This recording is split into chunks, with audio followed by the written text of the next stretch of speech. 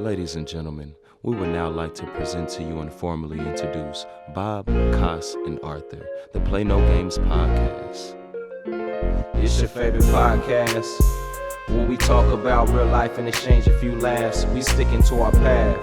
When you find understanding, just know that will never last. We ain't here to play no games.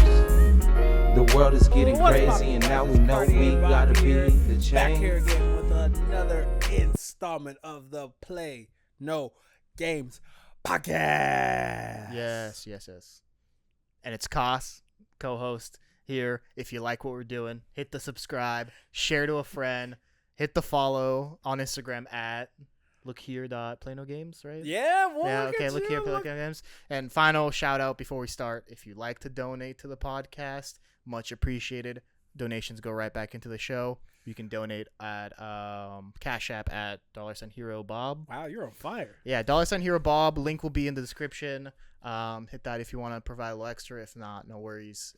Your viewership is payment enough. Wow. Yeah. Wow. But let's get right into it, Robert.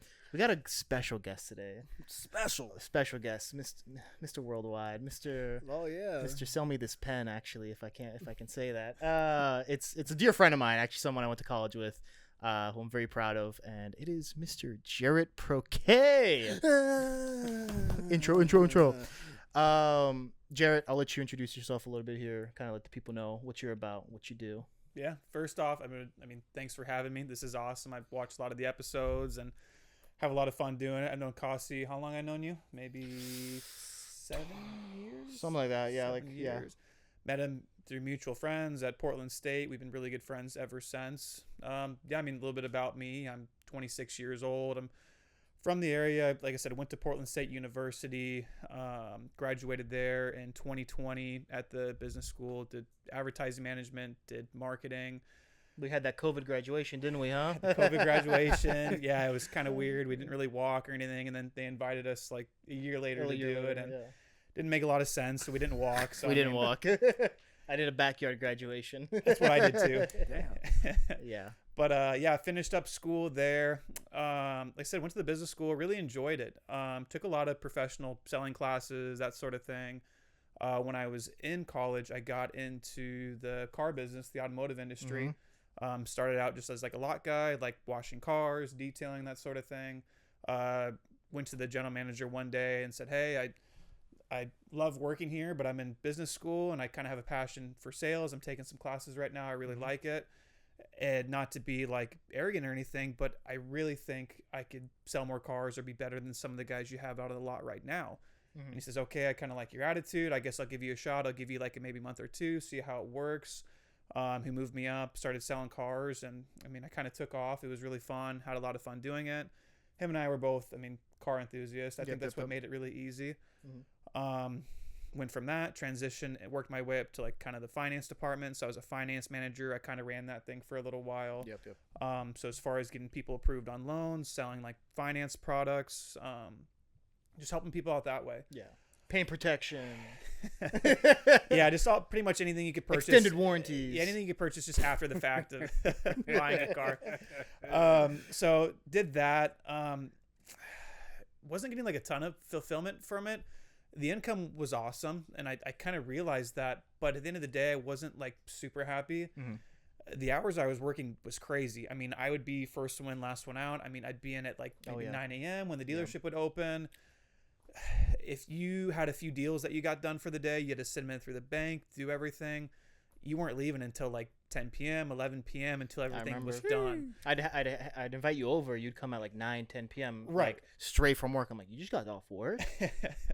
And so I just kind of tired of doing that, and just like I'm getting married in August. I've been with a girl for a while. I think like around 6 years now. It's really special, and just the people you hang out around in that kind of business, it's a little crazy. I could tell you stories I wouldn't even feel comfortable with, like talking like on this sort of thing. What? What? Just being around a lot of those people. Just a lot of guys are just like. One guy, he'd been divorced like 4 or 5 or 6 times, and it's like a lot of guys, they struggle with a lot of like alcohol, like drug problems, a lot of I mean, some of these guys are like, you can get these jobs and you'd be like convicted felons, like a lot of fraudulent type, a lot of, like I said, a lot of the crazy things you would see maybe in a movie or TV show, that stuff would happen in there. It's one thing I wanted to ask you about is, when you were at the dealership, your your sales manager, wasn't he on a show about the auto world? He was one of the sales managers. Yeah, there was a big show kind of coming up in the mid 2000s. It's called King of Cars. You can look it up. And probably still is the #1 dealership in the country as far as Chrysler, Jeep, Dodge, Ram. That's where I was working at. That's where I did most of my time. In Las Vegas, right? Yeah, in Las Vegas. So I worked... Topin. It's called Tobin. Topin. So I worked at Wilsonville Jeep Ram, and big TV show in Vegas. They would sell the most amount of cars. Like I said, look it up. It's really funny. You'll get a good laugh. And hilarious. Just kind of the kind of stuff that happened in the car business. You would think they'd be acting it out, but it's all true stuff. So... Well, they had the Blue Genie on there, right? they would dress up as characters and they do these advertisements. They had this one guy, Blue Genie, really funny Indian guy, and he'd paint himself blue. And he had this office, this 4-square office. He'd paint the whole thing blue. He'd get customers in there. He'd sit them down. He'd write them up. He'd say, "What's it going to take to make a deal today? What can I do to wrap this up today?" And you're talking to some guy who's literally painted in blue. Wow. Like I said, it's hard to explain. You just got to look it up. It's crazy. Yeah. But anyways, like I said, I got through that and was looking for more fulfillment. I knew, like I said, going to school and everything, I was going to do marketing. I loved doing ad. I loved watching like the TV show Mad Men. That stuff was really cool. But I just took those professional selling classes and I realized, hey, I'm doing this right now. I'm really good at it. I think I want to stick to sales. And it's like, what can I morph like together where I can get more fulfillment? I always liked houses, and my fiance, she loved houses too, and she kind of grew up helping her parents kind of pick out different houses, different investment sort of properties. And I said, I really like houses, but you got to get licensing, you got to do all the stuff. I don't know if I'll like it or not. I quit the car business and I kind of just went full throttle. I said, hey, I'm going to try this out. And it was really scary at first because being in real estate, you're 1099, you're self-employed, so you're not, at least in the car business or a W-2 job, you show up, you might have a crappy day and you're like, I'm going to clock out for the day. Dang, that day sucked, but at least I still got compensated a little bit of money. Yeah. Now, salary. Your salary, or you're on it, or like a wage, hourly wage or something. Now it's like, if you don't, I don't know a better expression, but if you don't kind of go out and kill something for the day or go out and just at least try to close a deal, I mean, you're not getting compensated, so you can't pay your bills. You're not really eating. Absolutely. I mean, I don't know about you guys, but obviously both of you have payments and you have different, obviously, ways you live your life. So it gets really stressful sometimes. But I think after year 1 and year 2, it gets a little less stressful because you have things coming in consistently every month, and it's a huge learning curve. And like I said, at least being in sales, coming from the car business, I was on like a guarantee. So I made a certain amount of money per month, and obviously I was on commission and everything. So at least if I sucked, it said, like, wow, at least I've got some money and I could go and pay my bills. Now it's like when I first started, my first 3 or 4 months in the business, I didn't close a deal. So I was basically just paying myself out of savings, which was really stressful. And I kind of gave myself a year. I said, hey, if this doesn't work out after 12 months, I got to go find something else. Yeah. And luckily, I mean, I was really fortunate, really blessed. It all really worked out and just kind of rocking and rolling from here. And I'm just loving what I'm doing. So, there we go. Amazing. I want to take a step back before we get into real estate. I want to touch on the auto a little bit because I think that's really where you kind of crafted yourself a lot.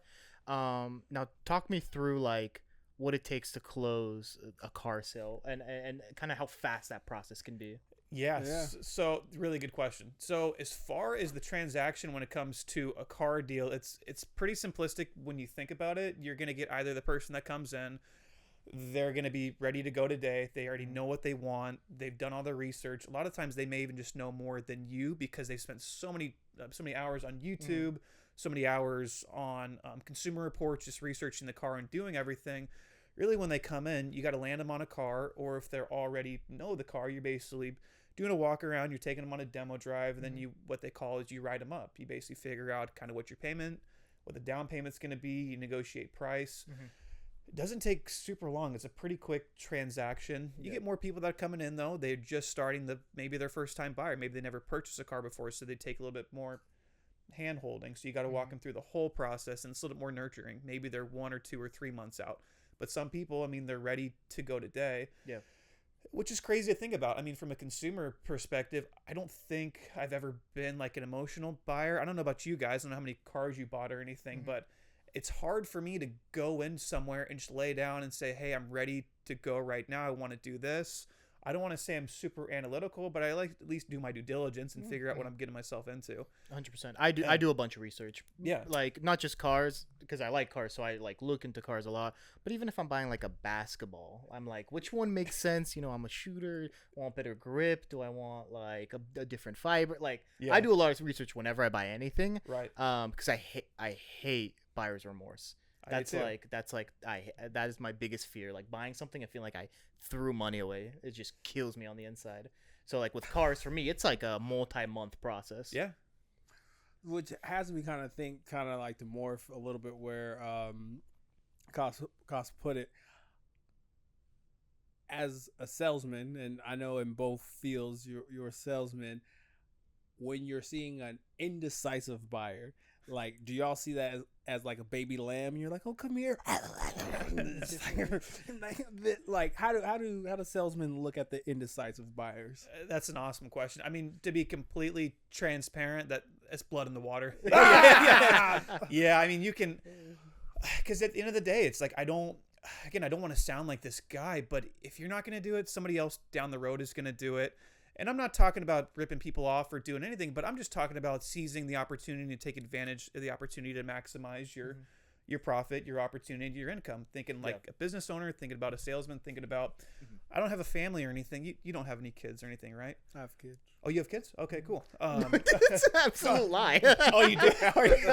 I'm a car salesman. I'm just fucking with So you totally played me. Yeah, you could have tricked me. So I mean, we don't have kids or anything, but you got to think it's like in the future. I'm always trying to build something. I'm thinking longer term. Like I said, I'm getting married in August. I'm trying to build something for my soon-to-be wife and myself. So any opportunity that comes in, like I said, if you're not going to do it, the next guy's going to do it. And I never believed in obviously screwing anybody over or doing something that's just negligent or just something that's fraudulent. I never believe in that. But I mean, if somebody comes in and they're ready to go right now, I mean, a lot of times people want to be sold. Oh, 100%. Ooh. I mean, You speak more than that? Yeah, They come in curious, like, they want to be sold, and they want you to push them a little bit over the edge, because they might go home and they might talk to their mom or their dad or their boyfriend or their girlfriend, and they're just looking for a reason to push themselves over the edge, because they're looking for months. Some people drive themselves crazy. They'll literally try to time the market. So it's no different than cars. It's no different than real estate. Some people will come in and they'll say, okay, well, the interest rate's 6% right now at 84 months. You're crazy. I'm never going to buy a car at that. I'm going to wait. Okay, 8 months later, 10 months later. Interest rates are now 4%. Oh, okay, they're 4%. I'll wait a little bit. Oh, whoa, things go down to 3%. It's like a floodgate now. Interest rate's 3%. It's give or take. Now you're trying to buy a new car. Now they've got $10,000 over MSRP, different markups, $15,000 over MSRP. Or the house market's or the house market's got to go up. I got to bid $15,000 over market on a house. I'm not going to do that. Forget that. So now you're back to waiting to the interest rate. So you're bobbing back and forth. You can't really time the market on these types of things. You kind of have to bite the bullet one way or another and just kind of live with what you deal with, and not, like you said, don't have buyer's remorse. Do your due diligence. Find out what you want to do, because you'll drive yourself crazy. Absolutely. I mean, doing that. One of the things I'm kind of glad you kind of said that is, I recently had to purchase a car, and I would say I'm always a person who I like know what I want, but I also I like, if I'm being honest, I base some of my decisions off of salesmen, where if I can see they're trying to get me to get a deal, I'm like, you know something I don't. But I think the part I think I want to like really bring up, kind of ask, is I think there's always been like these myths, and I actually don't know this, and just even talking, maybe just even think about it. When it comes to dealership and salesperson, are they more in lines, or are you more in lines with the buyer and the salesperson? Because I know you get a commission. So it's like, if I get them a solid deal, do you get a little bit more cheddar on the back end? Because the dealership is making their money. Yeah. I've always been curious about that. Excellent question. Yeah, so it kind of depends on the situation. A lot of the times as a car salesman, yeah, you want to be working together with the client or with the customer, because at the end of the day, obviously you want to take care of them. You want to get them a good deal. It's hard because that also you want to maintain as much gross profit in the deal as possible, because that's your paycheck. So it depends on your pay plan. So a lot of different places, like the places I was working at, the way you determine a good pay plan would be off of gross profit. So let's say that typical standard right now is anywhere from about 20 to 25% gross front end profit. So that's what you'd make as a salesman. So let's say let's say it was a really good deal for the dealership. Let's say they bought the car. Let's talk about used car. Let's say they bought the car for $20,000 and they're retailing it for $27,000. There's $7,000 of spread of front end gross profit. What's 25% of $7,000? We could do 15, 10. We could do 18, 10. 10 is like 750. No. Math. Wait, 10% of that would be like 750, right? Then another 10, right? 1750. 17. I said 1800. All right. I was about to do. Never mind. Never mind. No, That's I'm not close. trying to quiz him. Yeah, so 1750. So so you got about $7,000 worth of spread on the front end. That's basically what you're working with when you're the salesman. You want to maintain as much gross profit as that as possible, because that's your paycheck. So if you can get the customer to pay that full retail, that $27,000, you're walking away with almost $1,800, which isn't bad off of one car deal. Now, if the customer starts negotiating and everything else, you start backing yourself down. You kind of know, hey, I've got this spread to work with. The salesman, though, the biggest misconception is that they're like, hey, like I don't, the salesman's going to let me walk, yada, yada, everything else. They call it the desk. The desk is the sales manager, just that big sales tower. Yep. They're the ones that call all the shots. Yep. They're going to determine if a customer is going to leave or not. It's not the salesman. So basically, you're going to write the The salesman wants the deal done at the end of the day. 100%, because they want to get paid, whether it's $2,000, whether it's a few $100. At the end of the day, you're making a deal and you're getting some dough. So I mean, it's like either way, they're going to write them up. They're going to go to the sales tower and they're going to say, hey boss, this is what I have as far as a commitment. They're going to say, hey Costy, okay, we're at $27,000 right now. You want to be at $25,000 out the door. Let me ask you this: if I could somehow get you done $3,000 down, $700 a month, or $500 a month at $26,000 for the sales price, we could wrap this up today, right? Yes. I'll sign right here. So anyways, all you're trying to do is get a commitment. You circle whatever they want to do, get an initial, you go to the desk, and you say, hey boss, I got a commitment. This is what I'm willing to do. These guys, they've been in it for years. They're going to try to grind you too. So they're basically working. It's crazy. They're basically working against you at the same time they're working against the customer. Yeah. Okay, I figured. Yeah. So they're going to say, Jaret, you weak suck. Go out there and get me another commitment. You're at $26,000. Split it with the guy. You can't get him to split it with you. We're at 28. You can't get him to meet you in the middle at 26. You go out. Try to get him to split it with you, and then you try to see what you can do. Yeah. And then you get the thing everybody hates. So like, for example, like I was in finance, they called it F&I. It's finance and insurance. So basically, if the salesman couldn't shut the deal out at what's called the booth, that's like they use the booths out in the showroom floor. They'd come and grab me or somebody else that was kind of like I don't want to say like a heavier closer, but like a higher percentage as far as like a closer. Do a little turn, right? Yeah, it's called a turn. So basically, and it's so best of. It's like you say, hey, Mr. Customer, I got a great idea. I'll be right back. Great. You don't even say anything. You turn your head. If they try saying something, you're trained just to ignore them. Hey, Mr. Customer, I got a great idea. I'll be right back. You walk into my office or somebody else's office. You say, hey, Jaret, I'm really close on this guy. If you can maybe just come out here and button it up. I mean, I think we really have something here. I'd go down. I'd sit there. I'd reason with him. I'd try to get a new commitment, try to lock him up at whatever the payment he wants to be, go through the whole rigmarole and everything else. And that's what has kind of ruined the car buying experience. Yeah. I just remember when I was shopping for mine, 'cause I had a weekend to do it. Yeah. And I pissed off so many people. Good. Because You don't get a good deal unless the sales manager comes out. Yeah. Exactly. Exactly. Yeah. literally, as soon as they said some bullshit, I was like, Yeah. I'm about to walk. And they're like, don't do it. And I was like, yeah, I could put a lot down. Don't play with me. Yeah, and you did the right thing though. If I could give any piece of advice to anybody that's hoping to purchase a car, just walk away. Because I mean, like I said, at the end of the day, if it's super slow, they're gonna do whatever it takes to put a deal together. Whether they and don't get me wrong, they're not gonna. They're not in the business to lose thousands of dollars, but for just a few but hundred. if they've been super slow and the owner's been texting them all day saying, hey, what's the numbers, how many cars we sold, and we're like, dude, I gotta text this guy saying we got 0 cars out and it's 6 p.m. we close up shop in an hour.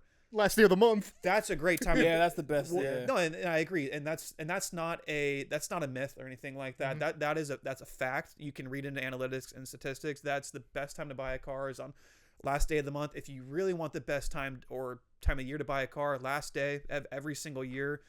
The factories are pushing so hard to meet a lot of these year-end incentives because it's a volume game for the dealerships. Ooh, yeah, they're trying to get as many units out as possible by the end of the year before they hit January 1st, so they can put it on their books. Exactly. And sometimes it's crazy. Sometimes these dealerships will sell these cars like on January 1st or January 2nd. They'll try to roll it back into the books for December 31st because the more units they can get to the factory, it determines their next year's allocation for all the new cars. Yeah. And the more cars you have, the more cars you can sell. Some of the bigger players in the country, like back to what you were saying, that Tobin Dodge in Las Vegas, those guys probably sell 500, 600, 700 cars a month. That's insane. And they're just killing it. It's a machine.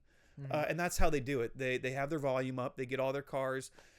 That Tobin guy, his claim to fame is he sells all the celebrities. He sells Money Mayweather. He sells all these guys because they want all those Hellcats and all that stuff. And they do the endorsements. They go on Instagram. They shout them out. They do all that stupid stuff. And anyways, I don't know how I went on a tangent, but I love that. I love that. I'm just having fun. There you go. Attaboy. So like I said, I think that's kind of ruined the automotive industry. Absolutely. A lot of that and that's stuff. why I think a lot like dealerships have a bad reputation to now where OEMs I feel like are getting involved, where Ford has threatened a lot of OEMs based off like having market adjustment prices. And I think a lot of OEMs are Break that acronym down for the listeners.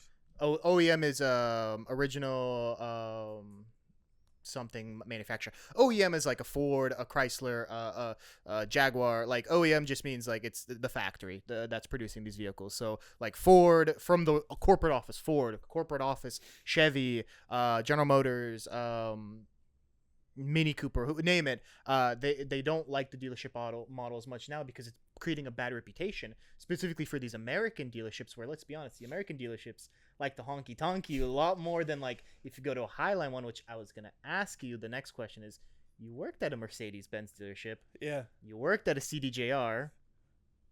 Compare, contrast. What is the difference between selling, more luxury versus selling to like the common man? I love that you brought that up. That's a solid question. So Rachel and I, my fiance, we moved to Arizona. We lived in Scottsdale for a little while. After we graduated Portland State, I was working in the car business. We wanted like a change of scenery. My dad's from Arizona. He loved it there. We go on vacations a lot. You guys heat people? You like the heat or the Hell sun? no. I know he's not a big heat guy. In but, spurts. Yeah, in spurts. It's nice. I like it. It's dry heat. It's not humidity. But anyways, we moved there.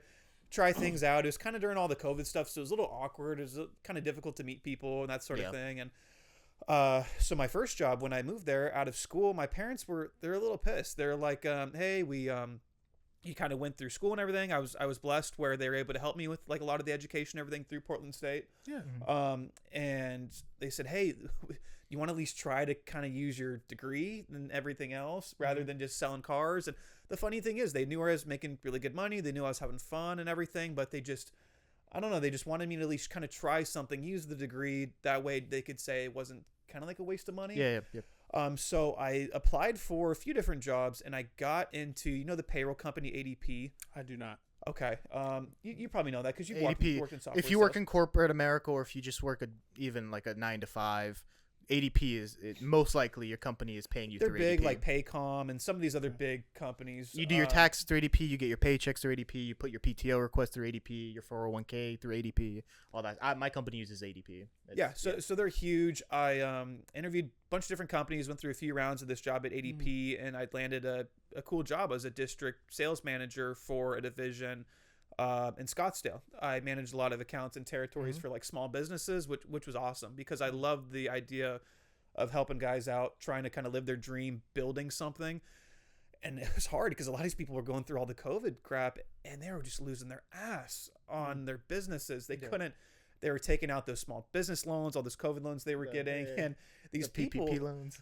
I mean, they couldn't get these people to work to save their lives. Like I had some of these clients where it's like they own these restaurants and everything. This guy was working like 14 hours a day because he was running the books. He was running the business. He was flipping the burgers, making the salads, doing all this stuff. He was doing everything. I said, dude, I have so much respect for you because you can't get anybody off their ass to work because they're all sitting at home making these stimmy checks and all that stuff. So they lost a lot of business anyways. I was working there and it just didn't get me going. It didn't get me excited. You didn't like the software sales aspect. I didn't like the software sales aspect. There was good money in that.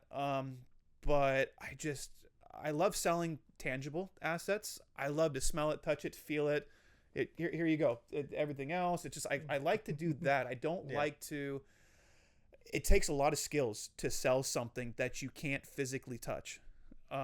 So, for example, you'd go on these appointments and you'd pitch to these small businesses the payroll product. Basically, what you do, they would be either using QuickBooks to do their own payroll or expenses. They'd be using Paycom or whatever the thing is, and you'd basically try to switch them off in their account there and get them to switch. And sometimes I'd feel bad because it's like, they're already paying so much money for this service and they're trying to afford all their expenses it takes to run a small business. Yep. Then you get a guy like me walking in with a suit and everything else, literally arm wrestling him over a few pennies, trying to get him to switch to somewhere else. So it was like, again, I didn't have like any moral issues or anything with it because I never sell anything I don't believe in. I just don't do it. Yeah. Like I just have a lot of friends that they're like in the health insurance game and the life insurance, and it'd be hard for me to dial up like old people and to try to close them on just BS they don't need, like these whole life policies and all this stuff. And there's awesome money in that, but like I said, I only sell stuff I believe in. I just can't do it. I respect that. So and what is that called? Pan America? No, Pan America. Whatever that one pyramid scheme. I don't know, dude. There's too many of them. There's the Cutco with the knives and all this stuff. Yeah. Vector. Vector. Yeah. Fuck Vector. I'll say that. Fucking fake ass knife. And they don't stop, dude. So there's tons of them. Anyways, I've got friends in that. I don't know how they do it, but I only sell stuff I believe in, and I truly believe that, like what you guys are doing right now. Or you're a therapist, right? Allegedly. Okay. He won't say he's a mental health specialist. I'm a mental health specialist. That's awesome. So I truly believe that your compensation in this life and in this world is all based off the size of the problem you can solve. So the bigger the problem you solve, the more you're going to be rewarded. So like you, for example, you're solving a lot of problems with this podcast. Honestly, I think you guys are going to grow it so big where you're going to get onto different topics and you're probably going to help people out. I'm not trying to sell you or anything. Like I said, I'm not even trying to just work you guys up, but I think you guys will grow it big enough where people will hop on here and let's say I'm having a shitty day and I saw this topic, this really helped me out and that sort of thing. But that's the goal. I agree. I think, to be honest with you, I appreciate you just saying that, not just about like praises about what we're doing. It's just like I think as a society we kind of take entertainment for granted sometimes. 100%. And I think you know, we got to think about the days when there wasn't any lights and entertainment was putting two people in an arena and watch them fight. Like, yeah, die. We still do that now, and it's $79.99 every month. Thanks, Dana. And I think that's like just a real thing to just like even say where that just it touched me where like as many people as you can like help, and sometimes it's not even gonna have like capital because the things you get from helping people is priceless. Because at the end of the day, if we're just like a middle of the tier where we can make decent money, where we all can go to part-time, I think that's success. Yeah. And I think other people are like, oh, I want this to finance, but like if we can literally do a podcast every 2 weeks and make good money and everyone can like we're all making, I think that's success. And I think for you, for society, for literally everything. So anyways, like fast forward because I really want to answer your question. So worked at ADP, wasn't really feeling it, yada yada. So then I transitioned. I said, okay, Mom, Dad, I did the thing. I went the corporate route. Now I'm going to get back into the car business because that's what I like doing. And I was making good money. And so I worked at Mercedes-Benz of North Scottsdale. You guys ever been to Arizona or Scottsdale? Or No, but I've seen the dealership. Yeah, so Scottsdale, it's like Lake Oswego, but like on steroids. It's like it's. How would you say it? How would you compare it, Robert? Huh? That's actually a really good. I wouldn't say no. Some areas. So what makes you say that? I would, well, at least the areas of Scottsdale I was in, it to me just felt like an extension of California. Okay. Where Yeah. like Phoenix, Like bougie California? in the middle. Like it was like you're out of certain parts of the hood and you're in the middle. Where I saw a good enough of like a mixture. Where I'll just say this: to me, Scottsdale is more of a melting pot. Where like I see, if I'm going to look for something in Scottsdale, I will find it. Whereas like for that's just for me in my opinion. I would say it's in the middle for me. Yeah. Okay. That's a great point. At least kind of where I was working in North Scottsdale as part of Penske Automotive Group, working at Mercedes-Benz of North Scottsdale. Consistent shuttles out to the private airport that was in Scottsdale, right by the TPC golf course. Shuttle these guys back and forth. Amazing golf.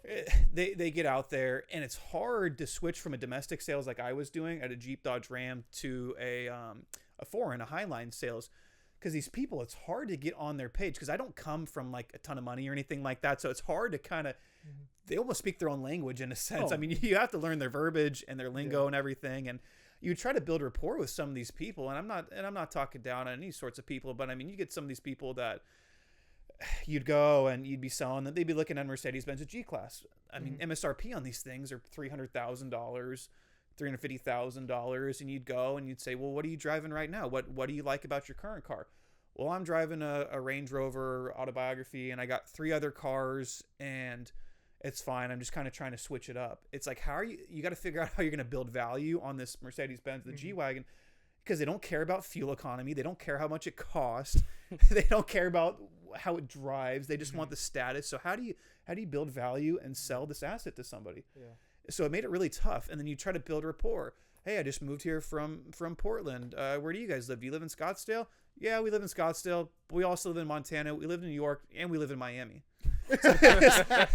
So anytime you try to build rapport with these people, they just naturally try to one-up you. Which is like, See, I got that more in Lake Oswego because like I get the vibes when I go Lake O, like I don't belong, and I'm like, you're right. Not because racism, but I was saying Scottsdale's for me. No. Fair, Sometimes fair. in Lake Oswego, Fair.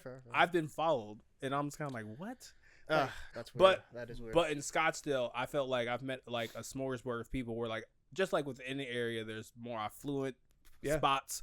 Obviously, maybe I didn't go to that part in Scottsdale, but like for me in Scottsdale, it was pretty chill. I was like, all right, I could move to Scottsdale. Interesting. yeah, great. Like you said, I mean, you put it perfectly. Great melting pot of people with a lot of different diversity and a lot of different things going on. I don't know how we're doing on time. I wanted to touch on. I watched. This is kind of okay. This is kind of on the same subject. I watched one of your podcasts. It was really intriguing with the thing in New York. It was really a recent one where they're talking about the that one. Yeah. where they had to, was it you had to show your bank account or you scan something and you go in and they see how much you are liquid? I mean, so I was recently in LA for my bachelor party, and I was telling Akasi, I said that is a crazy place. I mean, it's super interesting. I was with a friend, and he has a really good friend that lives there, and I think it's really cool to go to places that people are from there so they can show you all the local stuff. So he's a local guy, and he was showing us everything. And we were kind of driving around with him, hopping from different clubs, different bars, and just the club scene down there compared to Portland. I think this kind of ties to like New York. These clubs, dude, you were in line. You had at least $60,000, $80,000, not G-bags, not money in your account, Instagram followers. Oh. They wanted 80, 90, 100,000 Instagram followers before you'd hop in the club. Oh, That's crazy. I'd be like, this is the wildest thing I've ever seen. So you got all these people that are just dude, they're trying so hard. They want to be in so bad. They're just like, please let me please. And I'm looking at these fools, I'm like, oh my gosh, it's like if it's that, I don't want to be part of it. If that's what it takes to get in there, I just don't I don't even want to be affiliated with it. So we'd go and we went to some cool places, just you pay a little bit of cover like it is around here, and you and you have a good time. But these places, they would, I mean, if you'd go in there, you'd see some ball players or you see celebrities, and that's what it takes. That's why I thought it was really intriguing, the New York podcast you guys did about, and as soon as I saw that, I almost laughed because the way this guy was explaining it to us, is he spent a lot of time in New York and a lot of time in LA, and he likes LA a lot more. And he said basically living in New York, dude, if you want to be a player there, it's all about money. If you want to be a player in LA, it's all about clout with social media followers and everything. He said you're not hopping in a club or a really nice bar there unless you got a bunch of dough, unless you want to spend these stupid covers. They like $4,000, $5,000, $10,000 for a cover to go into a place. Yikes. Just to go in there, and it's like, dude, I don't even know if Check you the weather app. yeah. I don't even know if you want to be meeting the women that are in there that want to be around those guys. No. So it's like, it's crazy because you can go in there, you could have no followers, you could be like some old head, but you could be some hedge fund guy or work on Wall Street. At least if you got a bunch of money, you're going in there. It doesn't care about what you look on social media. That's fair. The thing is on social in LA, I mean, dude, if you got 50 or 80,000 followers and you got no money to your name, they still think you're cool. So it's like Different world.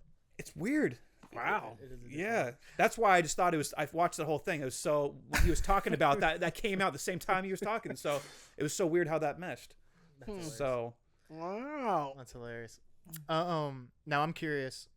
Okay, so you make the transition into real estate. yeah, What was kind of like the breaking point in terms of the auto industry or working as a finance manager? When were you like, you know what, I'm fucking done. Like, I want to go into real estate. That makes more sense for me. I'm gonna make that switch.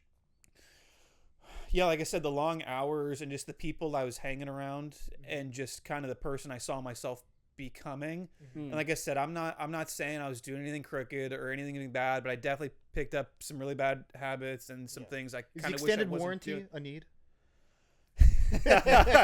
If I'm buying a new car, do you need an extended warranty? Like turns to me. How many miles you driving a year? I normally drive about like 8,000 Hey, miles. he's a got like 17 cars. This doesn't apply to him. year. If you're driving it, and how long are you gonna keep the car? 3 to 4 years. You don't need an extended warranty. There you go. I would flip it around though. If you're kind of one of those old heads that that drives the car for 300,000 miles, like my dad, and Okay. and he's this thing's fine. We're driving my dad's Jeep. It's like it's an older Jeep. This is a Jeep. It's fine. I'm like, dude, you need to upgrade this thing. That's how they are. They want to keep their cars for 20 or 30 or 40 years or until they're dead. You get an extended warranty because it extends the lifetime of the car. They used to be where you could do a lifetime warranty where that warranty would go the whole entire life of the car. They took that away though a few years ago or I don't know when, because you get a bunch of old heads coming in saying, Yeah. it's like, hey, I want my car fixed. I want this thing fixed on there. And they're like, dude, you've been in here so many times. They're like, I don't care. Read the contract. It says in black and white. I can take it in whenever I want for the lifetime of the car. So, yeah, if you're going to drive the car for a while, I would suggest, if you know you're going to put on a lot of miles every year and you're going to blow out the factory's warranty really quick, just get the warranty and negotiate with the guy. A lot of the times you can purchase the warranty through the factory's website. So if you don't feel like you're getting a good deal on there, hop on there, see how much it is. Just show the finance guy, say, hey, I don't mind you selling a product. That way you can pick up a product, maybe make a little bit of money, but you're not going to gouge my ass making thousands of dollars. So that's what I suggest on that. Okay.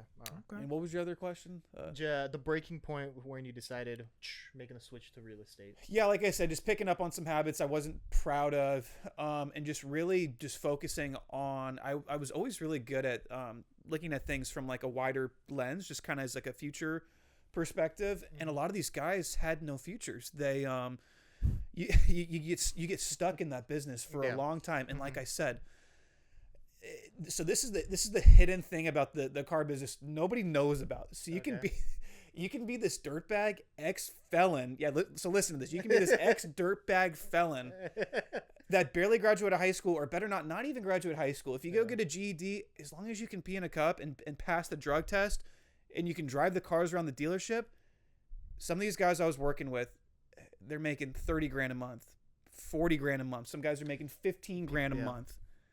It's crazy, and you would never know that coming from some kind of sleazy salesman. And I'm not saying everybody makes that. A lot of guys are on minimum wage. Some guys make decent money, but there's quite a few people in that industry that make a ton of money. And as you get out of the salesman, you transition into finance, then you get into sales manager, and then one day you maybe want to be a general manager. And those guys are getting paid off not just the sales department, but the service department and the parts department. Yep. And then if you're really, really sharp, maybe you got a college degree, maybe you're close with the owner, maybe you can get some equity in the dealership. and the sky's the limit, and you just never know it talking to some of these guys because they can barely finish a sentence or write an email.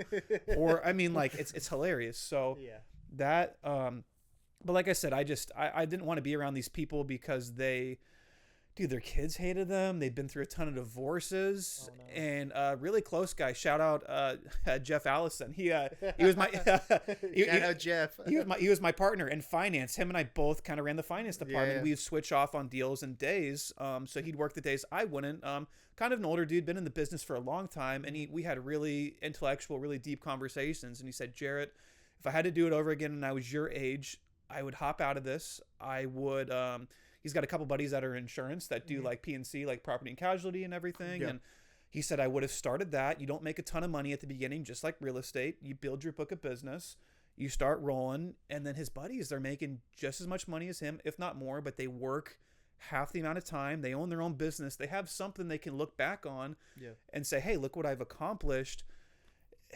In the car business, he can't hop out of it because he's so used to the income that he set up. He has nothing when he has his income, and he's locked in. He has his resume, so he'll have all these pretty much just car business type jobs. And you go to more of a corporate role or in these other roles, they don't really take you that seriously. And now he's 55 or probably almost 60 now, and he's got to do this because he doesn't. Again, I don't think he really has much of a retirement because those guys, it's more the fast life. You kind of make the money. You go out, again, these guys, they have gambling problems, alcohol, drug addiction. You blow a ton of money doing that. And they'd rather look like the guy driving a Maserati or something, having $1,000 or $2,000 car payment. A lot of these guys don't even own houses or anything. They'd rather throw a bunch of money at rent and just have these kind of crazy lifestyles, throwing money, just never really building anything. So 100%. And that's why I didn't want to be like that. And I remember you telling me, oh, sorry, go ahead. I was gonna segue, but I remember you telling me, what did your general manager tell you when you told him you were leaving the dealership for real estate? He said, Jaret, you're a really good guy, great salesman, one of the best salesmen, but you're not going to make it in that racket. You're not going to do that. Your desk, your office in there, I'm not even going to get anybody in there because you're going to be back in about 3 months. And the door's going to be open because I love you. Go out, try your thing. I know you want to do it, and I'll see you in a few months. And how long ago was that now? Like a few years ago, yeah, or 2.5 years, or whatever it's been. So I mean, so that's really satisfying to me to look back on because, like I said, my first year it was so tough. I wanted to quit. I wanted to quit so many times. I'll be honest, I was applying for different jobs because it was hard, and I just kept thinking back on that guy saying like, hey, you're just going to be back, and I still love him to this day. Shout out to that guy. He's taught me so many different things, but that kind of lit a fire under my ass just to not go back to that lifestyle and fulfill like something new. So there you go. Love that. Oh, damn. Maybe I should have went because my comment was my greatest accomplishment is pulling baddies in Kia Forte. But, that is an accomplishment. And I'm not gonna lie, I don't need the Maserati. Because I'm handsome. That's like making an NBA 5'5". Exactly. It's just like the confidence of like, get in this car, we're leaving. Like, whoo. Yes, but no. Now it's time for a segue, and that segue is, he said you're gonna be back in 3 months. 2 years later, and now, big baller, shot caller, real estate. Tell the people more about that.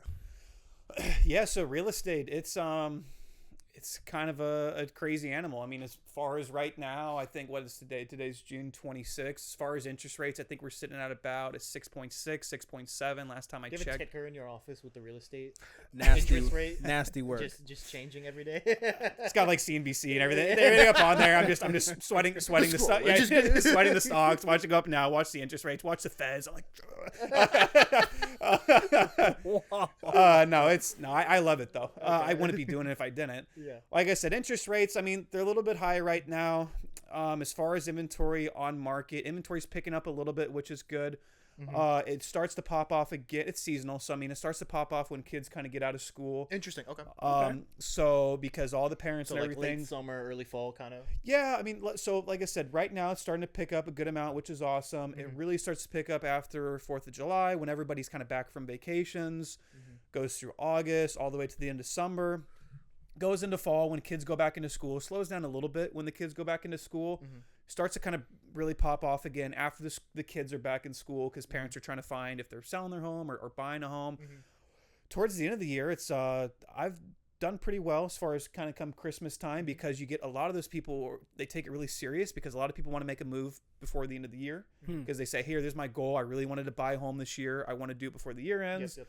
And then coming into January, it slows down quite a bit after the new year, because you got people with their New Year's resolutions, what's going on, and they're trying to save money. It kind of depends on the interest rate though too. If the interest rate's super low, you might see a more aggressive market. And that's kind of how the seasonality works in that business. Got it. Now, when you made the switch, and we talked a little bit about this before the podcast, talk to me, we talked about how quick the car sale is. That can happen in a day. I can get you done if you agree to this percent right now. Right. Home, different animal, right? Way different animal. So on a real estate deal, I mean, it's you kind of get a little bit of a mix. You get the people that I went out on appointments and we were looking at one home. The lockbox didn't work on one home. The same home in the neighborhood. We went to the next home. He was with his parents. They were buying it for the parents, and went in there, walked the house, and they said, Jared, I love it. Let's put in an offer. Let's get this wrapped up. I'm like, well, no, we can get the lockbox fixed on the other home. You don't want to just wait like maybe 30 minutes? The listing agent can meet us out here and get the key out? Nope. I want this home. I want to do it. Damn. Enough said. You know what you want. Let's rock and roll. So you do get the clientele that's like that. But I want to say most of the other time, it's a lot more nurturing. What you got to do, basically, you're meeting them. You're building rapport. Maybe taking them out to coffee, taking them out to lunch. You're showing them some homes. You're getting them pre-approved. After you get them pre-approved, showing them more homes. The first thing you want to do is get them pre-approved, and I can talk about that later. But I mean, because that's going to determine your purchasing power. But you're taking out the homes. You're writing offers. You're getting the offer accepted, going through inspections, appraisals, closing the transaction. That's only the first step, though. I mean, if you're a good salesman, you're a good broker, that's a deal for life. You need to really nurture that relationship, because it's not a one and done. I'm not a turn and burn guy. Yeah. If I sell you a house, that's not the last you're going to hear from me. I'm going to be knocking on your door. I'm going to be giving you cookies, bottle of wine, all this stuff. I'm not even trying to pitch myself right now. That's just how it just naturally comes out. I'm just trying to make a point where it's like, you really need to nurture the relationship, because that's how I do it. My rule of thumb, if I sell one person one house, I want to get at least 2 more deals out of that, because I'm treating them right. They're referring me to their friends and family. Jaret took care of me. He killed the listing agent, got me a really good deal. I'm in this house. The second I got the key to my house, he made me $40,000 because the house appraised at $40,000 over. Or excuse me, $40,000 less, but so not $40,000 over. Yeah, I was like, that'd be a bad deal. My math was like, that's no. Yeah. So yeah, it's all about taking care of the client, and that's what car guys suck at. They're more turn and burn because they want to get the deal done and they want to get them the heck out of there. Because as soon as the tire hits the curb, it's like, I'm done. Don't come to me ever again. I don't want to see you, because normally if you come in, it's a bunch of heat and I don't want to deal with that. Yeah. So that's why I like real estate. It's more relationship building, and you truly get compensated off of that. So, but fantastic. I'll go this way, because I would say I have like 2 or 3 questions. And I know you'll expand upon them, but I would say one of the big things when it comes to like home ownership and a home buying, I think that it's not like really talked about and understood, is understanding between fixed rates and adjustable. And and I don't think people really understand that. And I was wondering if you kind of just, glaze the importance of understanding the difference between a fixed interest rate and an adjustable interest rate. Yeah, awesome question. So, and again, I'm a real estate broker. I'm not a loan officer. I know enough to be dangerous. That's the word. Wait a second.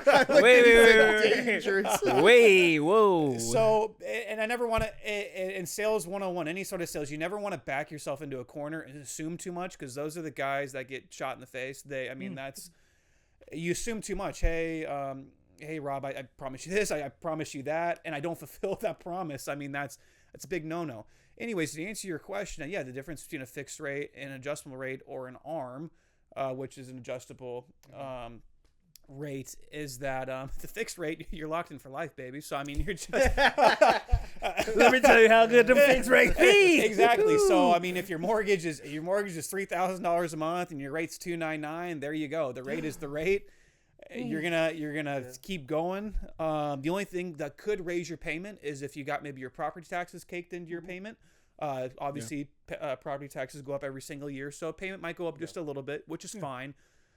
But with these fixed rates, I mean, like, oh my gosh, I feel bad for some of these people. And there's better programs than not. So just a traditional ARM, I mean, obviously you hear horror stories. I mean, I'm dealing with a client right now where it's kind of screwed up because this guy is making payments on this home and the principal keeps going up. Normally when you're paying off an asset, you're lowering the principal and you're getting one step closer to owning this asset and being debt free. Oh, it's like a college loan. How do you throw money at an asset and you owe more money? So it's like, oh no. That's why I said, so back in the day, I mean, back in 2008, and obviously I wasn't doing this. I was like in diapers. I mean, when I was, or maybe not diapers. I mean, I was 10. Oh yeah, I was big balling when I was balling. 10. Trading Pokemon cards. Oh yeah. There we go. Back in 2008, I mean, these loan officers doing all these mortgages and stuff. I mean, dude, if you fogged a mirror and had two eyes, baby, you're rocking and rolling. You're getting a mortgage. And that's what would happen. And that's what crashed the market. I mean, just giving all these loans to people that couldn't physically afford them. Yeah. So now fast forward with all these ARMs and everything else, like I said, it depends on the program. But yeah, if you can get a fixed rate over an adjustable rate, do that all day because it's a lot less risk. It's more security. Thank you. The only kind of adjustable rate I maybe recommend people right now, just with the higher interest rates, is what's called a 2-1 buy down. So basically what happens with that is, let's say market rate is 6.5%. And it costs a lot of money though. I'm gonna be transparent with everybody. A 2-1 buy down is not free. You have to pay for it. Get a really good broker like me. I'm gonna go to bat for you. I'm gonna talk to the sellers and say, hey, Mr. Seller, my client really loves the home, but if from a financial perspective, they can't afford the home. What they've budgeted with their loan officer is a 2-1 buy down. We need $20,000 in closing cost. If we can get $20,000 in closing cost, we can wrap this up today. Let's go. And that's how I kind of negotiate with the listing agent and everything. And I go to bat for the buyer because the buyer, I'm not representing the seller. I'm not representing their mom. I'm representing the buyer. And that's what I'm trying to do. I'm trying to get them the best deal possible. 2-1 buy down, it's based off the market rate. If market rate's 6.5%, the first year of the loan is going to be 2 points lower. So it's going to be 4.5%. The second year is going to be 5.5%. The third year is going to be whatever the market rate is. So then in that third year, could the market rate, let's say, be like 4.89 if it gets that low, or 5.25? Yes, and that's what everybody asks. And I tell a lot of people the third year on those 2-1 buy downs, people just end up refining the loan anyways. And that's what you want to do, depending on what the rate is. Refi it back to whatever market rate is, then get a fixed rate. But essentially, so like you said, just to get that 2-to-1 buyout, you just have to increase your closing costs. Yes, because it costs money for that program. It's like putting more cash down, essentially. Yes, but you can save a lot of money doing that, especially in a market like this where the rates are a little bit higher. Absolutely. Now, I'm sure you hear this a lot. Jaret, I'm just not ready to buy, man. I love paying $2,000 in rent, and I just can't afford a mortgage. Yeah. What do you tell me? Yeah, as far as rent, how long you been paying rent? You said $2,000. 5 years. 5 years a month. Now, are you comfortable as far as the space in there and everything else? It's all right. I could use a garage. You could use a garage. You don't have a garage right now. I don't. I have to pay for parking. Wow, this is a real sexy Pay role for play. parking? In the garage in my How much is parking? $250 a month in Portland. $250 a month times 12 a year. That's a lot of money. What kind of car? You probably have a nice car, don't you? I mean, a Kia Forte. Oh, it's getting real kinky. So you're paying $2,000 a month. This is all made up, people. This is all made up. So you're paying $2,000 a month for your rent. You're paying $250 a month for parking, which is absolutely absurd. Yeah, and I live downtown. And you live downtown. Would you be open to the idea, if it was affordable in a perfect world, would you like to own a home, or would you just consider to kind of pay off somebody else's mortgage for the rest of your life? I guess I'd like to own a home. Okay. Do you do month to month, or do you have like a lease? When's your lease up? At this point, I'm month to month. You're month to month. Cool. Okay. Now, as far as payment, as far as income, do you make decent income, or enough to afford the apartment? Enough to afford the apartment, the $2,000 a month. Okay. Yeah. Now, I mean, let me ask you this. Not quite Jeff Ramsey, 30%, baby steps, but Dave Ramsey? Dave Ramsey. So in a perfect world, let me ask you this. I mean, if you could somehow find a home that met all your requirements as far as payment, down payment, and that sort of thing. And if you could keep it around $2,000 a month, even if you went a little bit over your rent, would it be fair to say that might be worth exploring, actually owning an asset as opposed to like renting a home and just maybe pay a little bit more a month and actually own something? I suppose. What if I don't want to live here long term? It's a great question. You ever heard about short-term rentals and that sort of thing? I haven't. So if you don't want to live here long term, what you do is buy the house, live in there for a year. All you got to do is live in there 12 months, go move somewhere else, get one of your roommates, a couple roommates in there, have them pay off the thing. Literally have them, and you start your portfolio. I'll manage your portfolio for you. I've got tons of clients where I bought them different rental properties. Manage for them? I manage for them. I'll basically control it for you every single year. Say, hey, Costy, market's up 10%, 15%. Maybe sell this one, do a 1031 exchange, roll it into something tax-free, which we love. Yes. You don't have to do any of that. And like I said, in a perfect world, I mean, if it made sense, you want to just sit down. That way I can at least shake your hand. We can meet a little bit more in person over coffee, and we can just explore our options. Absolutely. Okay, I've got Tuesday and Thursday on my calendar, both good. 2 p.m. Which one works better for you? Let's do 12 at 2. Sorry, Thursday at 2. Thursday at 2. Perfect. I'm going to lock you in. I look forward to seeing you. We'll go from there, okay? There we go. The commitment to this fire. role play. Yeah. We do these role plays quite a bit. I'm not gonna lie. I can tell. See, Please the thing shirt on. See, the thing is, you didn't feel like I was arm wrestling you. You didn't feel No. like, hey, you're a stupid idiot because you're paying rent for $2,000 a month.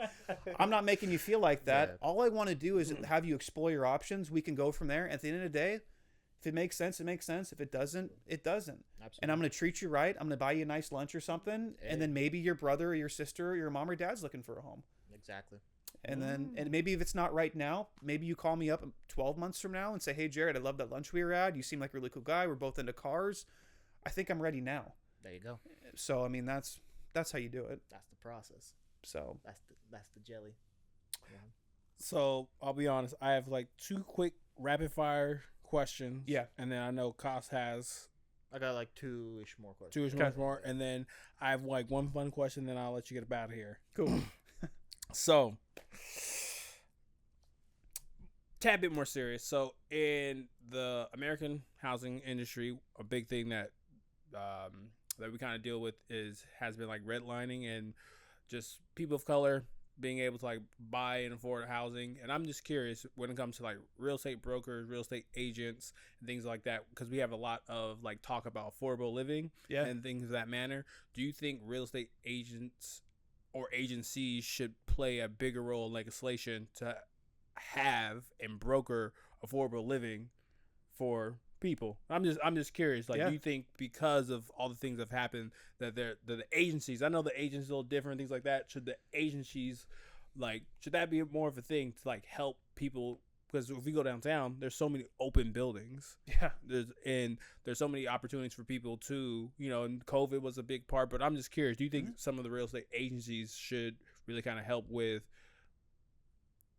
getting people, and especially people of color, into affordable housing? Yeah. So, did you study for real estate license and anything like that? You know all the terminology and everything. Let's just say, let's just say, I know about a little bit. He knows enough to be dangerous. Just a little bit. That's a really good question. A short answer, yes, 100% yes. I have a lot of buddies that, not a lot. I mean, I have some buddies that are in the commercial world as far as real estate. The vacancy rates are crazy downtown in these commercial buildings. They can't get tenants in there, and they can't get these businesses to stay. And Kosty and I were having a really good intellectual conversation before we came over here. Some of these beautiful neighborhoods in Northeast with the redlining and everything else, pushing different groups out of here. It's really changed a lot of the dynamic of these neighborhoods and everything else. And I think it'd help a lot to have more policies and more rules like that in place. I think it would change a lot of things. And it wouldn't just change it.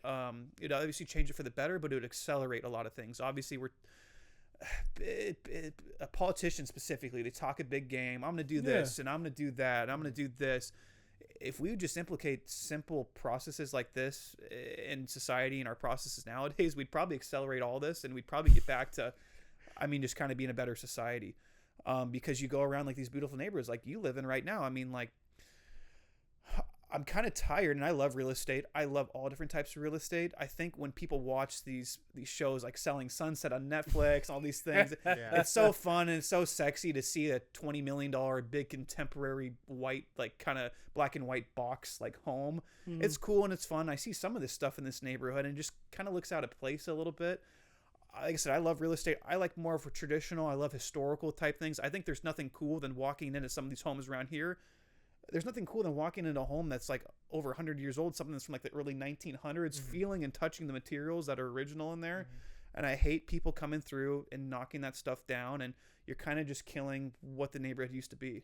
Painting bricks white, doing the do these white contemporary kitchens. Farmhouse looking things.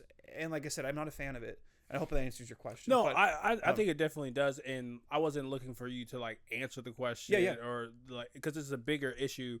Because if I'm just, if people have been paying attention to this interview, just the type of person that you say that you are about, like I want to touch and feel the things that I buy, and just seeing how what you do helps people.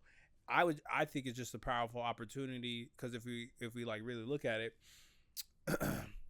landlords, in my opinion, in real estate have an opportunity to really like, hey, I had this like family that really was like right on the cusp to like making it. Like I was a hand and a part of like of them like getting their very first home, and I definitely think we just miss out on those opportunities, and there's got to be someone, maybe that might be you, where you start that, where that's like such a legacy, where you got Jaret, that was the guy who's like, I'm the guy who put this first family in their home, and like you want to talk about like fuck giving a bottle of wine, like they'll remember you forever. Exactly. And I'm glad you touched on that. That's the best feeling you can get out of the business that I'm in, because I truly believe in America, and probably a lot of other places too, real estate is the number one wealth building tool you can access.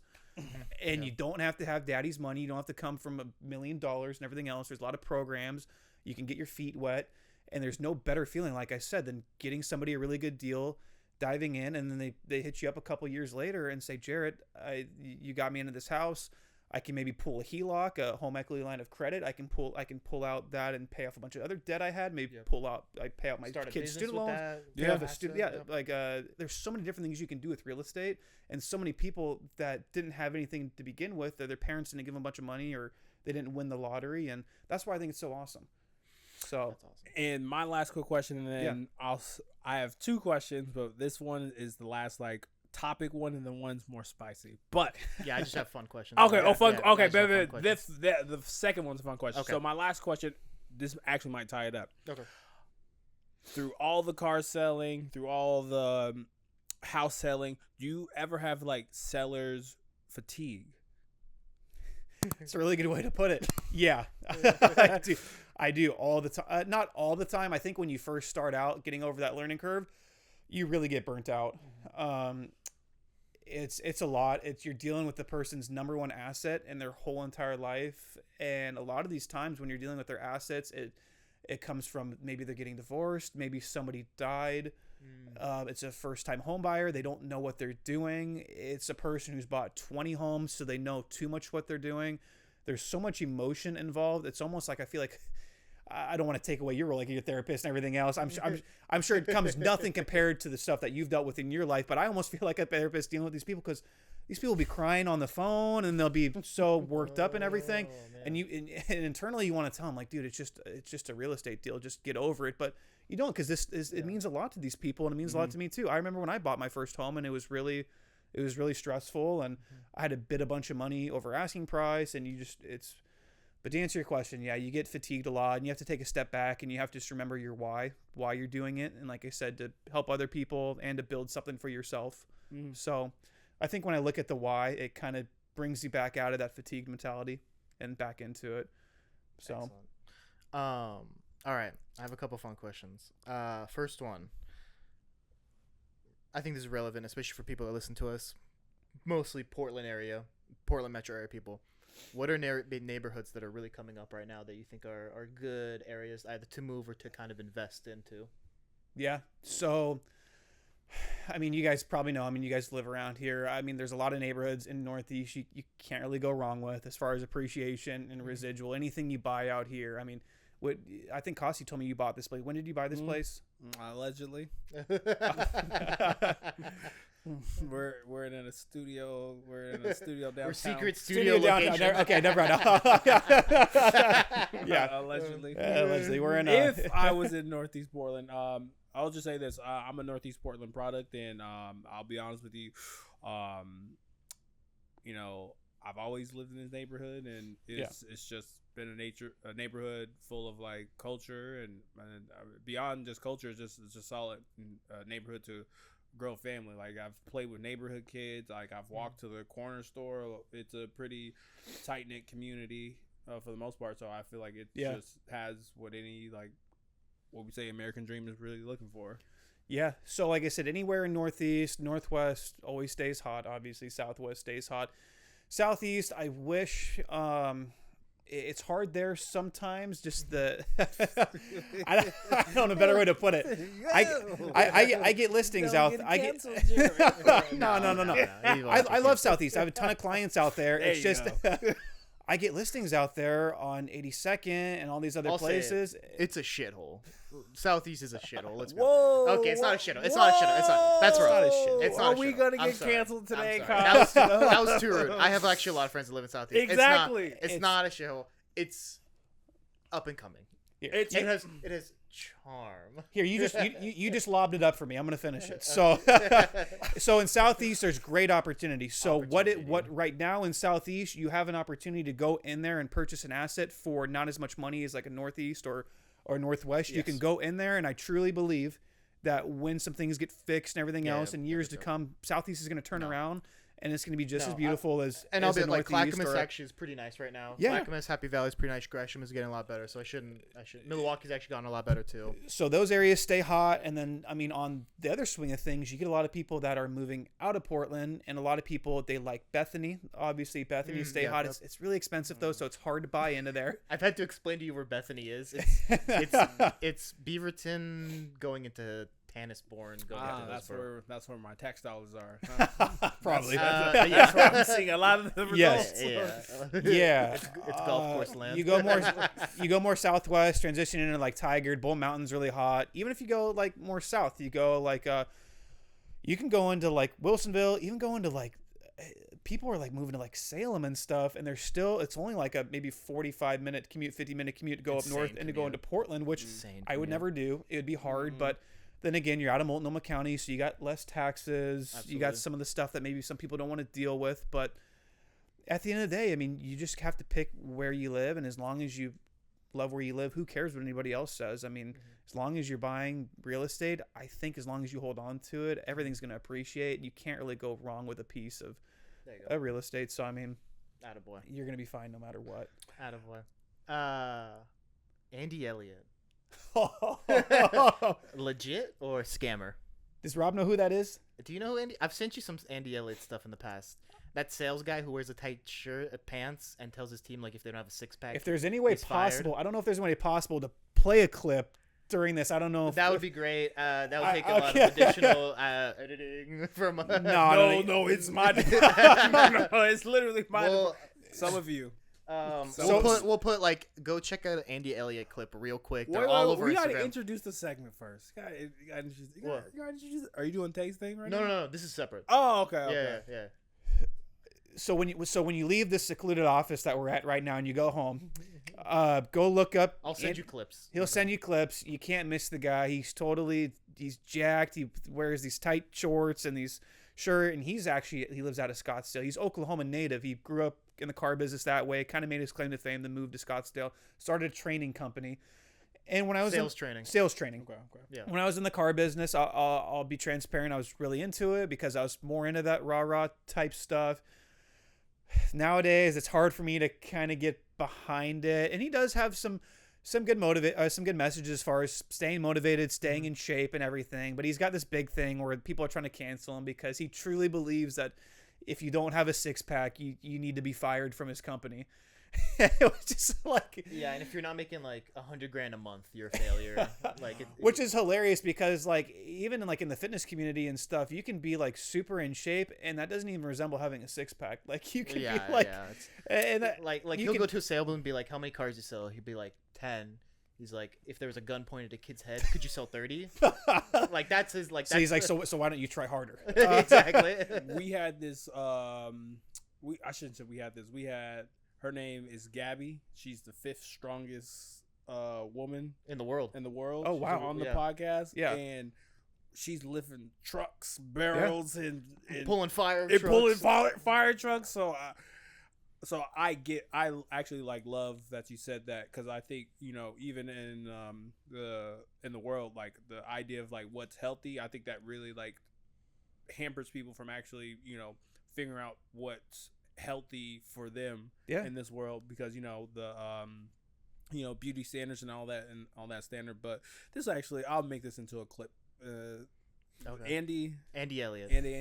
I'm pretty sure it'll be. He'll get clicks. He'll Andy get Elliott will get clicks. clicks. Andy He's hot Elliott. right Oh, now. you're gonna boost the algorithm with that. Andy Elliott. Okay. He's the guy right now. Okay. So you have this or that, right? Yeah. Mine. Can I go last because it's not in Yeah. this? Yeah. Okay. I'll go right now. All Okay. So All this is normally Tay's spiel, but he's out sick today, so Okay. I'm taking over. Yeah. Also because I help him make the list. But essentially, we have this segment called This or That. I'm gonna give you 2 options. You pick one of them, And you gotta be quick. it gotta be quick. Maybe give like 1 to 2 word explanation why. If you get the plan is you don't want to get jammed up. You gotta go quick. Okay. Yeah. Okay. So first, this or that. Dream car or dream home? Dream home. Okay. Fair. Fair. Any reasoning, or do I just gotta go? You gotta go. Okay. Okay. Yeah. And afterwards, if you want to give. We'll reasons, bullshit okay. in between. Yeah. Yeah. He made this. John Jones or Anderson Silva? Oh, Bone Jones. Bone Jones. Yeah. Yeah. Fuck 'em. Oh yeah. Red wine or white wine? I love that red wine, big Pinot guy. Big Oh. Ricky Ross with the sauce. My fiance, she grew up in the wine business. Oh. Yeah. So yeah, big Pinot guy. That's all I'm gonna say. Okay. Yeah. See, I'm a Sauvignon guy. I'm a Sauvignon Blanc. Sauvignon Blanc, great. I just love big, bold, just strong reds. Fair enough. Fair enough. If we could have a separate, I could talk for an hour about wine, so I'm not gonna start it. See, But we could get wines. We could get watches. We could get into all that if we needed to. yeah. All right. Play W2. basketball or coach basketball? Sorry, what was it? Play basketball or coach basketball? Coach basketball. There you go. Honestly, I don't know if it's a maturity thing or not, but one day I want to coach my kids' basketball team. That's kind of a dream of mine, just to kind of grow up, watch them grow up, and not, I mean, have the path I did, but I mean, I love the idea of coaching. What's that dad? Hey, get your kid out of there. Yeah. Oh yeah. Our playing days are numbered. You know, Yeah. you had to get picked up by the juicers. My man tore his Achilles in college. Oh. And then Yeah. came back and dunked after that. Yeah.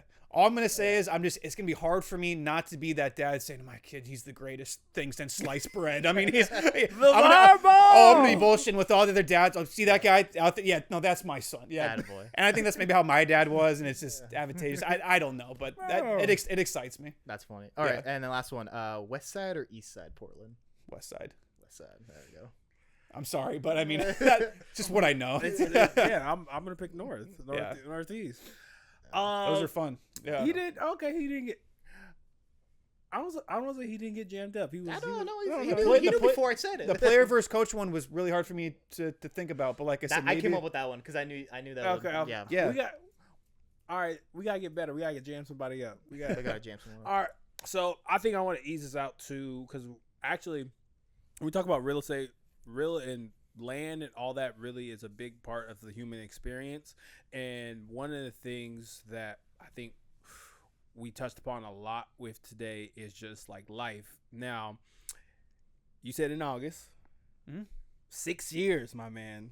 Yeah. You put that knee to the good old ye earth and you proposed. Yeah.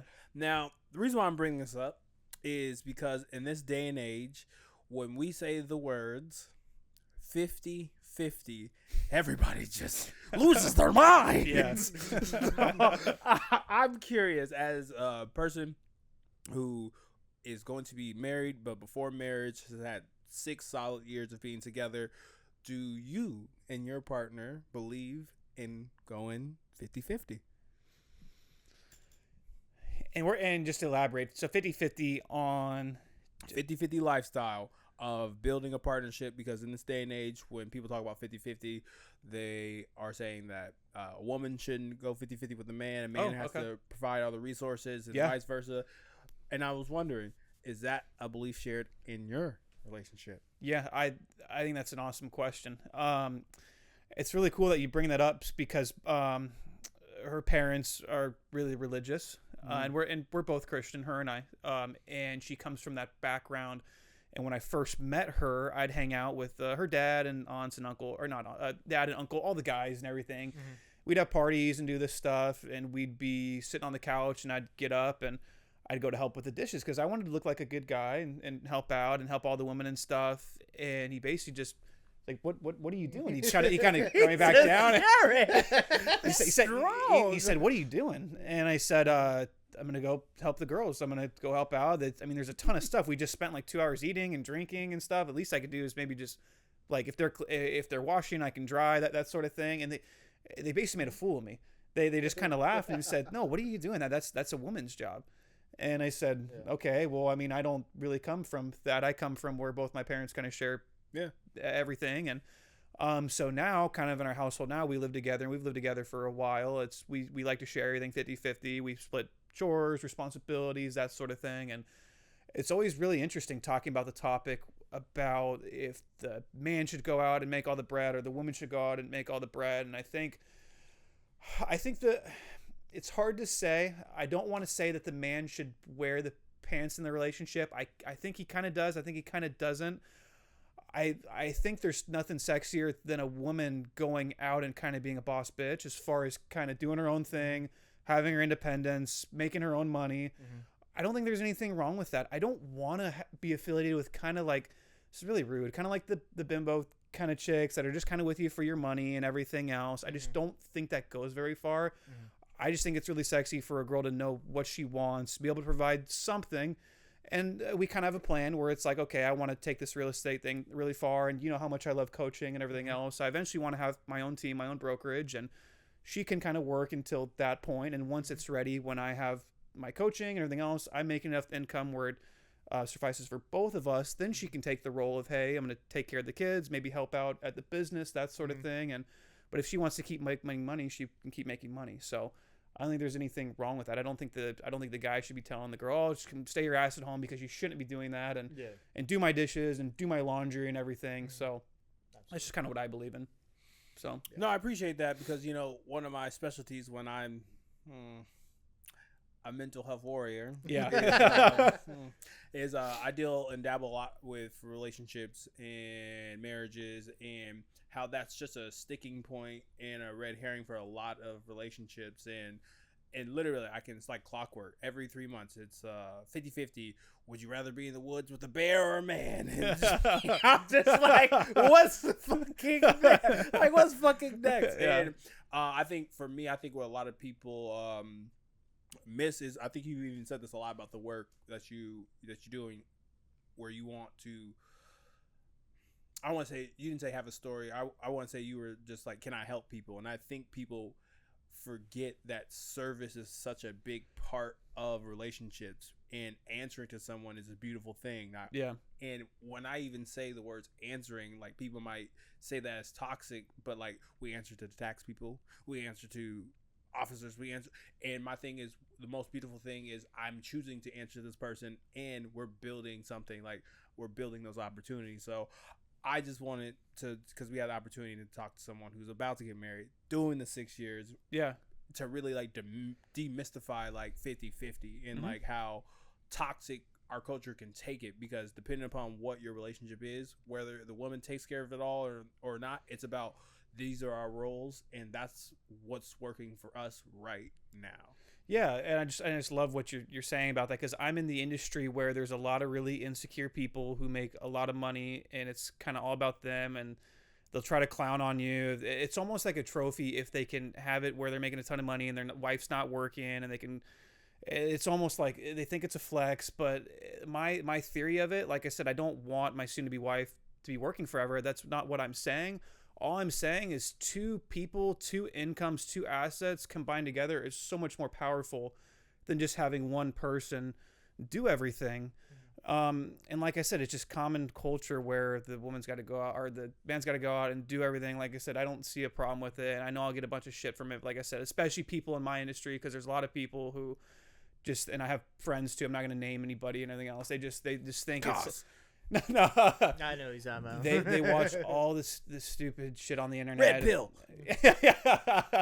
Purple pill. Yeah, exactly. So, and I could go on for hours, but to answer your question, yeah, I just think two people are more powerful than one. And I want to have a business, and I want to have a family business. She could work at it, and like, the thing is, she loves to work and she loves to make money, and we have similar goals and similar values. So it's not hard for her. If I told her like, hey, stop working and doing all this stuff, she'd probably just be like, why? I like it.